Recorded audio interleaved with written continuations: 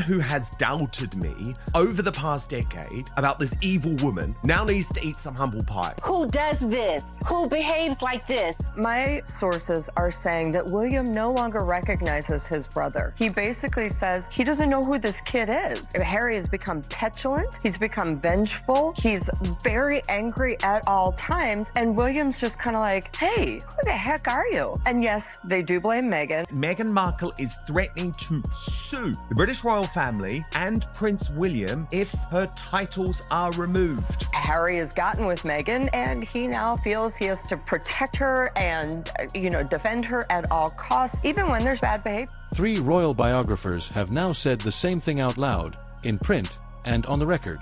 The day William becomes king, he intends to strip Harry, Meghan, and their 2 young children of their royal titles and erase them from the institution entirely. And then, on the biggest breakfast show in Britain, with around 4 million people listening over their morning coffee, the future king proved every one of those biographers right without saying a single word against anyone. He did it with silence. A little bit about Catherine, because I just wanted to say how well she did in Italy. She's just come back. That was her first foray out there since her recovery. Yeah. How proud of you are. So proud. I'm very, very proud. She's been amazing. She's been through so much in the last couple of years. For the better part of 3 hours of warm, fatherly radio, William named exactly one person who was not in the room with him: his grandmother, the late Queen Elizabeth II. He talked about his wife. He named all 3 of his own children. He mentioned his late mother, his father, even the song he plays to drag himself through a bad morning. For a fact that my sources that work under William and Catherine tell me that she is not a topic of conversation. She is not on their radar. Oh, okay. Harry and Meghan, what they do is not on their radar. They are not concerned. And across that entire broadcast, 4 names never once crossed his lips: his brother, his brother's wife, and their 2 small children. Not a slip, not an oversight. Because in this family, the verdict is never in what gets said. It is in what gets deliberately left out. Let me set the scene properly, because the venue is half the message. This was Heart Breakfast. Heart is the biggest commercial radio brand in Britain, and its breakfast slot reaches around 4.3 million listeners a week, according to the most recent industry figures, with a wider Heart network pulling in roughly 12.5 million. This was not some niche correspondent buried in the small hours on Radio 4 talking policy and procedure. This was the chatty, sofa-warm national breakfast show, broadcast live from a Cornish cafe for the first time in the station's history. A bit tricky with names and that kind of thing, so just simply Amanda is absolutely fine. Yeah. Yes, I'll lose my title this morning. I was hoping for Dame, but it's not come yet, William. I'll talk to you about that His later. Royal Highness. His Royal Highness. On the eve of a bank holiday, hosted by Amanda Holden and Jamie Theakston, every single person who runs the Prince of Wales's diary knew exactly how many ears were tuned in. And he chose that slot, that precise slot, the warmest and most personal platform available to a man in his position, to be his most relaxed, most human, most fatherly self. Grippy cream. You can't beat clotted cream. Now, Prince William, what do you do? Think carefully. I love that I'm the authority on that. Here's the big debate. Scones or scones? Scones. I just feel like if you say it really fast, people are like, yeah, you said it the right way. But he's asked about this. And this is, again, one of those cute, quirky, safe morning show questions. What goes first, your clotted cream or your jam? I love the fact that he's definitely trying to distance himself as the expert on the debate. He brings up. And he was wonderful at it. Charming, a little tired, voice raw from cheering his football club to a European win midweek in Istanbul. He ranked Aston Villa's chances in the season ahead. He settled the great cream versus jam debate by deferring to his grandmother's authority on the matter. He joked about being late for the school run. He revealed that the track he runs to when the day has gone sideways is You Got the Love by Candy Staton. It was by every account a masterclass in being likable. Is this normally the time when you're doing the school run? Yeah, I'm hoping that the children are on their way to school. They are listening this morning. I find music for me is so personal to how you're feeling and what you describe. Yeah. So it's almost like saying to me, like, who's your favourite person in the world? I can't answer that. No, but, you can't. I love... And that is exactly why the silence underneath it all landed so hard. Because it was not the silence of a man who forgot. It was the silence of a man performing closeness and quietly drawing a line around who counts as family inside that closeness. And do not for 1 second imagine any of it was unscripted. This is the most media-managed family on the planet. A future king does not wander onto the biggest breakfast show in the country and free associate for 3 hours. There are advisors, there are talking points, there is a communications team that war games which anecdotes humanize him and which subjects to steer wide of. Every warm little detail, the jam fingerprints, the running song, the Taylor Swift reference, was a choice. Which means the omissions were choices too. You cannot praise the precision of the warm parts and then wave away the cold parts as accidents. The same careful hand placed both. Like the late Queen, his beloved grandmother in that way. It's been instilled in him by her. All those afternoon teas that they were taking at Windsor Castle when he was a boy at Eton, the Queen was teaching him what's going to happen. She was showing him, this is what you do when you take over the throne. And William has learned from the best that there was, and that was the late Queen Elizabeth II. And it is always that duty and country comes before anything, before even family.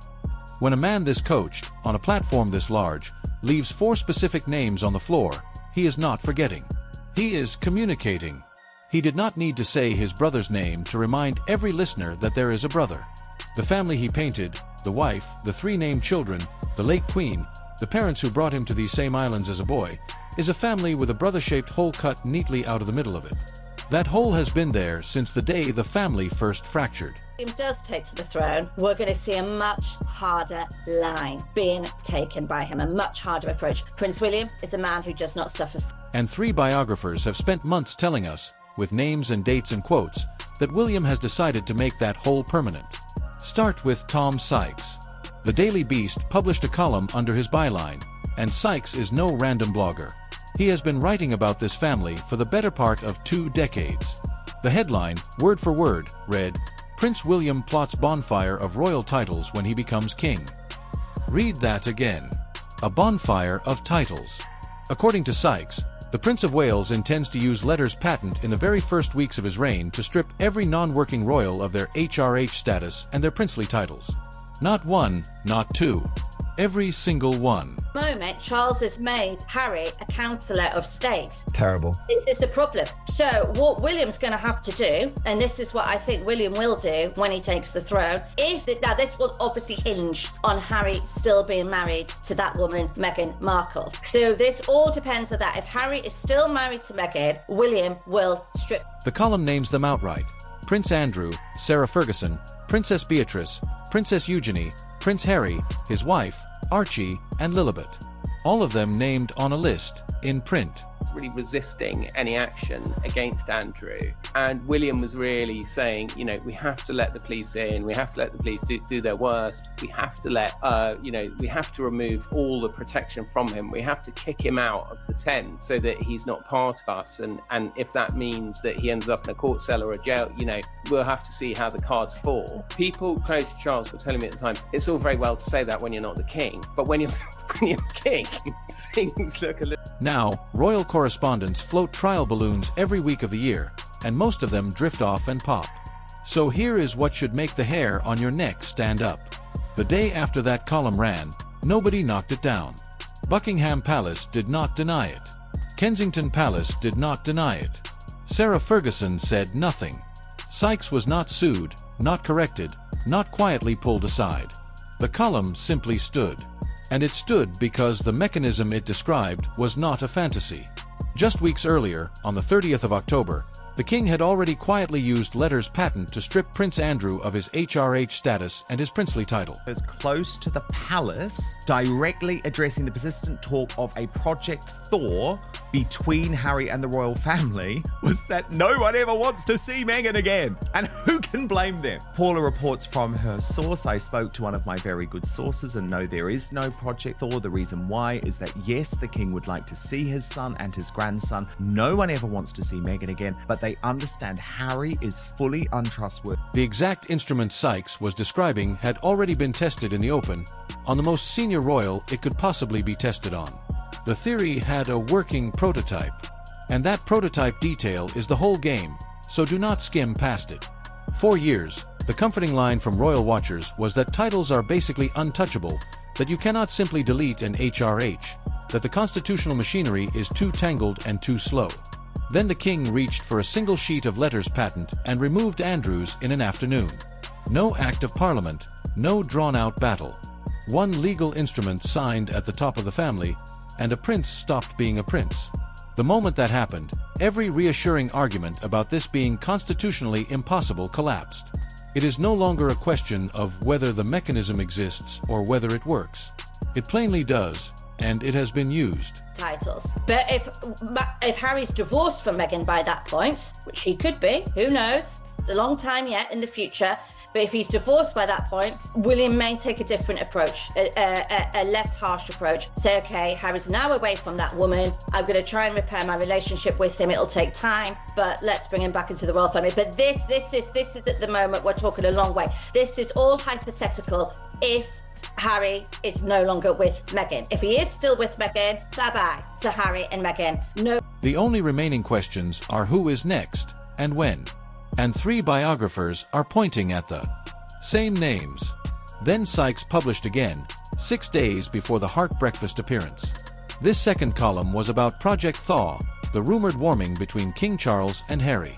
And Sykes, who had been openly doubtful that the king's outreach was anything more than spin, changed his tune.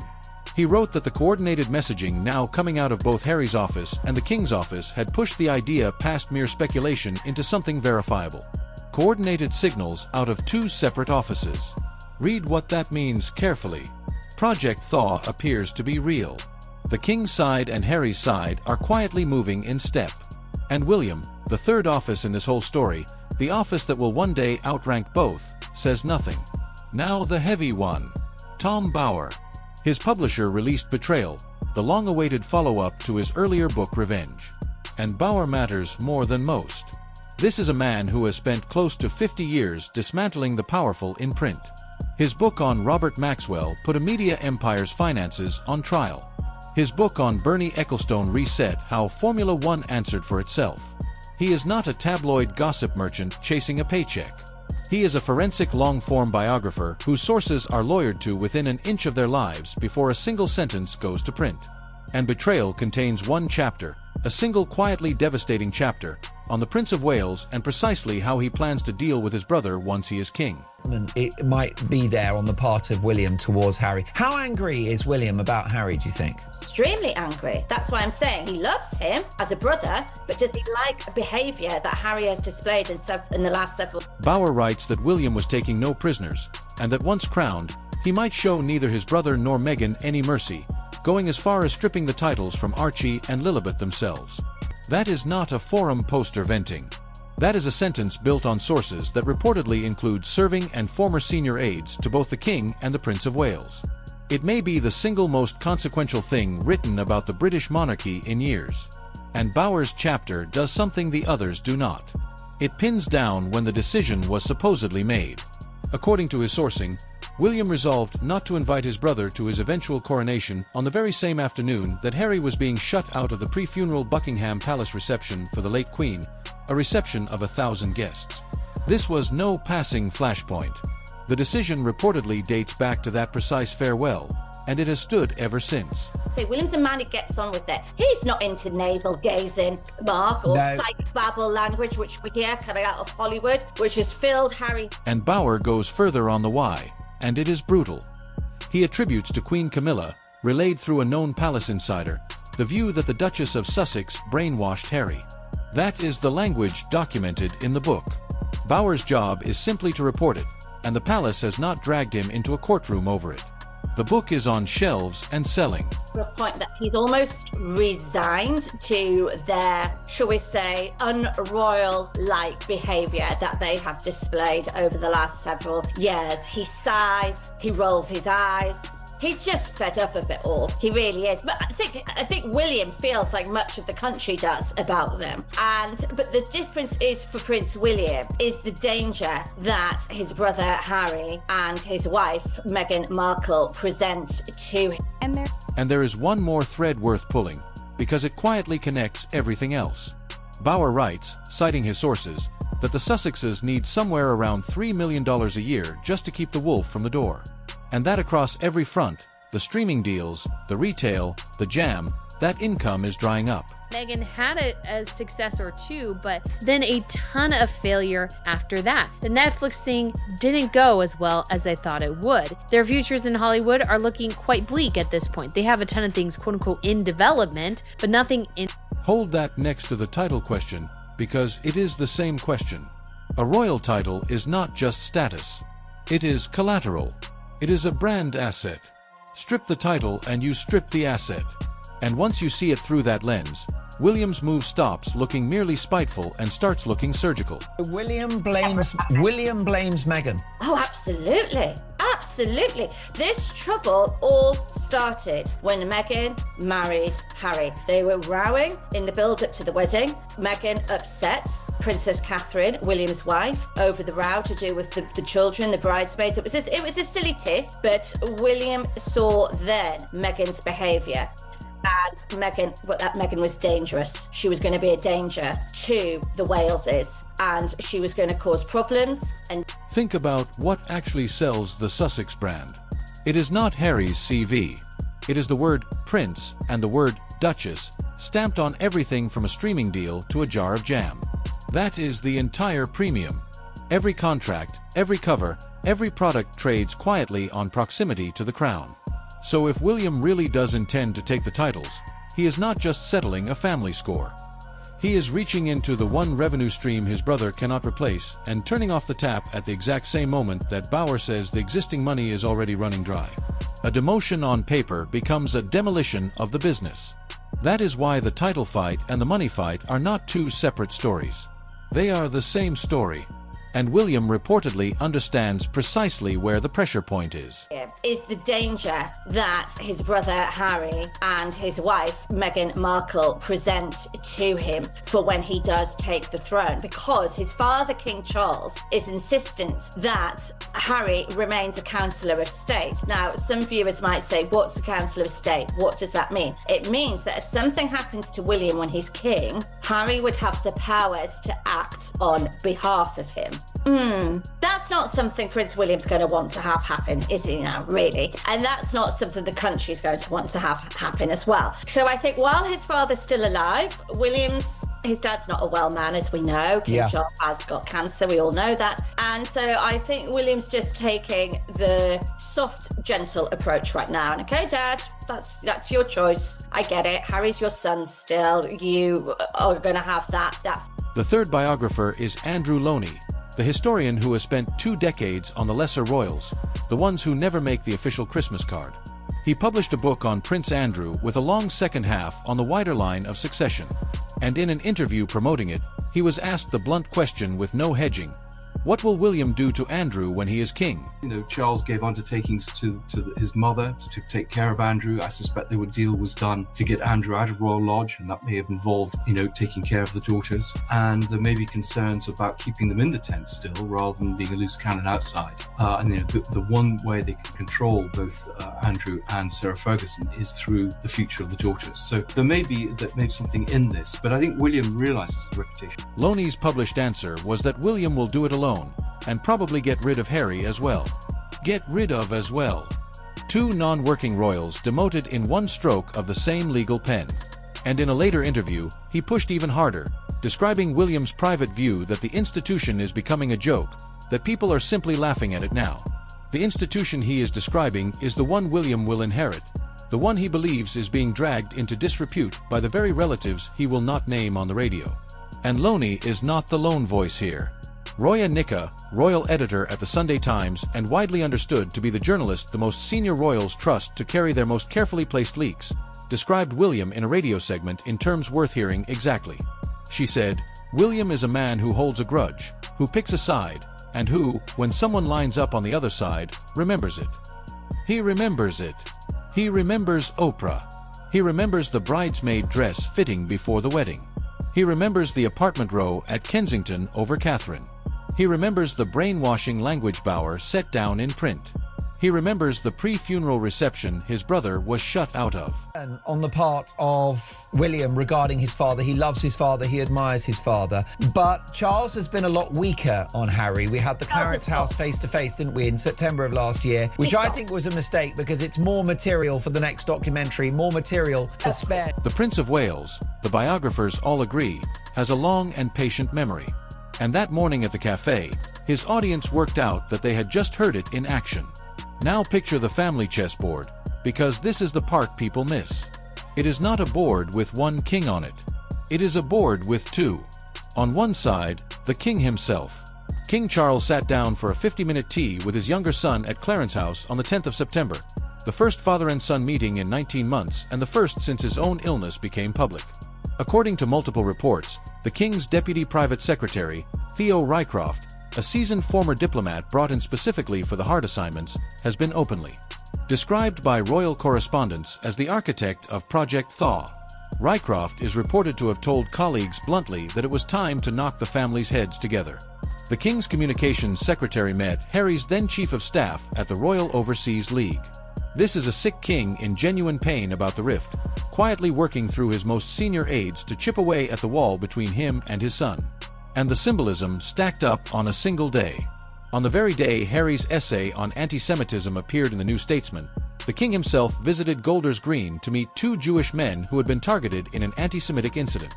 When the columnist Sykes rang the Sussex office to ask whether the timing had been coordinated, the office denied it but conceded the essay had gone to print days earlier, which does not rule coordination out at all. It merely clarifies the timeline. So read the board honestly. The king is softening. The king's most trusted aide is working the problem. And Harry's office and the king's office are pushing out parallel messages on the very same day.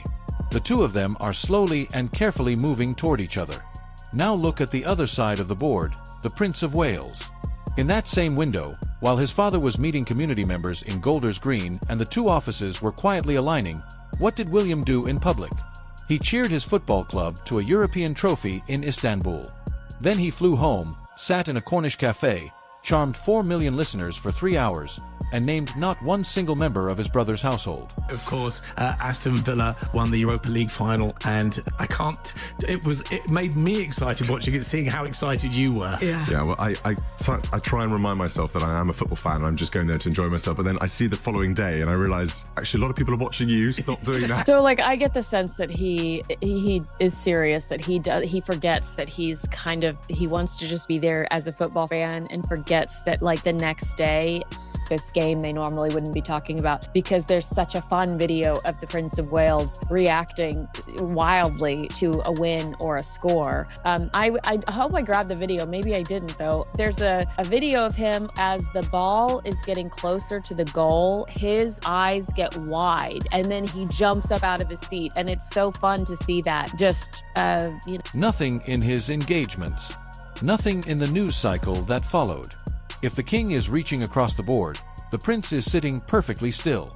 And the biographers have already told us why. Per Bauer, William has decided not to forgive. Per Sykes, he has decided to legislate. Per Loney, he intends to do it alone. And spare a thought for the man stranded in the middle of that board. Because Harry's position is genuinely impossible.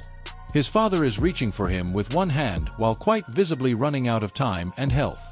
His brother, the one who actually inherits the power to decide his fate, will not so much as say his name in public. She wanted to go and do lots of research. She spends God knows how much time now looking through all the paperwork. She's a proper pro on early years. And so most evenings I'm fighting to get past in the bedroom all the paperwork that she's got lined up ready to read. So I'm so pleased it went well for her. And I think she came back buzzing. So it's a lovely insight, isn't it, to their life and how Catherine really does her work even in the bedroom. But they discuss the serious aspect of it, how tough the cancer diagnosis was, where William emotionally admitted the family just couldn't cope. So even if Project Thaw works, even if Charles folds his son back into the fold completely, it buys Harry almost nothing durable. Because the throne is moving toward the one relative who has reportedly already written him off. Any warmth from the king has a shelf life measured against the king's own health. The colder, younger man waiting behind him does not. Harry is in effect racing a clock to reconcile with a father whose successor intends to undo the reconciliation the moment he is in charge. Disrespect, this would be to William, because that is his mother as well. You know, Meghan does not care about her connection to this family. If you are in close proximity, she is going to steal it to help herself, but not consider, you know, how disrespectful it is to take from someone that is like in your family, so to speak, that you don't even care about doing the right thing to get permission or to see if it would be okay. You just want to run with it. And that's what I find so distasteful about this woman. She just does things that are so not the way things. Before anyone accuses me of reading too much into a harmless radio show, understand how this institution actually speaks. The signals this family sends are not press releases. The signals are absences. A grandmother who stops wearing a particular brooch. A father who declines to send an invitation. A brother who will not say a name on the most listened to breakfast show in the country. In a culture trained from the cradle in the stiff upper lip, the verdict never arrives as a statement. It arrives as a gap. You do not wait for the announcement. You count the names. And the count here is exact. He named one absent person. He refused to name 4 across 3 hours of warm, fatherly charm. Every ounce of affection was steered toward the wife, the children, and the late grandmother. The 4 names he would not say are the same 4 names 3 separate biographers have told us he intends to make less royal the instant the crown touches his head. There is no other reading available. There is only the polite looking away version where we all murmur that perhaps it was nothing. And there is the version where you simply trust your own ears. Practical man. Okay, my dad's got cancer. It's sad, but I've got to get on with it. My wife's got cancer. It's horrible, but I've got to get on with it. I'm going to be the king. I've got to get on with it. That is what I have to get on with. He's not there saying, why me? This is awful. Why is all these horrible things in life happening to me? But he doesn't think like that because he knows it's happening to millions of people around the world. William is a doer. He's not a taker. He's a giver. He's a doer. He gets on with and he's not a victim. So here is what I want you to hold on to for the morning it actually matters. One day, the bulletin will say the old king is gone and a new king has signed his first letters patent. When that morning comes, remember this radio interview. Remember that the future king of the United Kingdom and 15 Commonwealth realms sat for the better part of 3 hours and named one absent person, his grandmother, and refused to name 4. He spoke with real tenderness about a wife recovering from a serious illness, calling her an amazing mom, an amazing wife, and saying his family quite simply could not cope without her. He talked about his daughter's devotion to Taylor Swift. He let slip a detail about his eldest and boarding school that correspondents noted he may not have intended to confirm. He laughed about the youngest one's jam fingerprints in the back of the car. He brought up the late Queen's exact preference for cream before jam on a scone. It was warmth of the most genuine kind. And sitting in the very middle of all that warmth was a silence with a precise shape. The shape of a brother, a sister-in-law, a small nephew, and a smaller niece. Stating it to say that William does not like his brother. He doesn't like his brother's behaviour, right, in the way that his brother's acted. Yeah. He doesn't like the way he's been. He's disgusted by him. He's appalled. Wow. He's let down by him. He's angry. He's still a very, very, very angry man. Tries to roll his eyes. But a lot of this comes down, Mark, to Meghan Markle. She is the fly in the ointment. And William believes that if Meghan wasn't on the scene, The last time William and his brother walked side by side in public with nothing to fight over, they were 2 boys in dark suits following their mother's funeral procession through the streets of London. The Queen who came out to receive that procession chose the following day to break centuries of protocol and bow her head publicly in grief. That Queen is the single absent person William chose to name on that radio show. The grandmother is honored. The brother is erased. 3 biographers warned us this was coming. And on the busiest commercial radio show in Britain, without saying a word against him, the Prince of Wales quietly confirmed that they were right.